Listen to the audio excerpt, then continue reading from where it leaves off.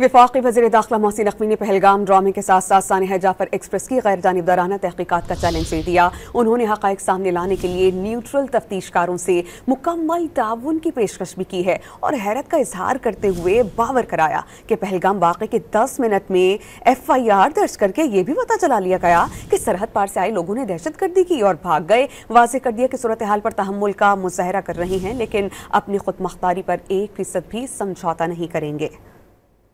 Pakistan has serious reservations regarding Indian credibility in conducting a fair inquiry. We call for a neutral and independent body to lead this inquiry. अगर कोई भी neutral लोग इस वाक़े की inquiry करते हैं तो पाकिस्तान उसमें भरपूर तावन करेगा। हम चाहते हैं कि इस ड्रामे को बेनकाब करें, हम चाहते हैं असल हक़ाइक़ सामने आएँ। हमारी ये डिमांड है कि जाफराबाद का जो इंसिडेंट हुआ है उसकी भी एक न्यूट्रल इंक्वायरी कर ली जाए ताकि उसमें भी दुनिया को पता चल जाए कि असल में उसमें कौन मुलव्वस था। हमारे पास कुछ सॉलिड एविडेंस मौजूद है कि लास्ट 3 दिनों में हमने 7 IEDs पकड़ी हैं जो वो यहाँ पे ब्लास्ट करना चाहता था और अल्लाह का शुक्र है हमारी इंटेलिजेंस एजेंसीज की एफर्ट से वो सारे के सारे मंसूबे नाकाम हुए हैं। हर दफ़ा जब वहाँ पे कोई ना कोई बाहर का लीडर आया होता है उस टाइम ये वाक़या क्यों होता है। पाकिस्तान पीसफुल मुल्क है। एक चीज़ है कि अगर इसको छेड़ा गया या हमारे किसी किस्म के किसी हक को दबाने की कोशिश की गई तो ये एक बंदा 24 करोड़ में से वो लड़ेगा भी और वो आखिरी दम तक लड़ेगा।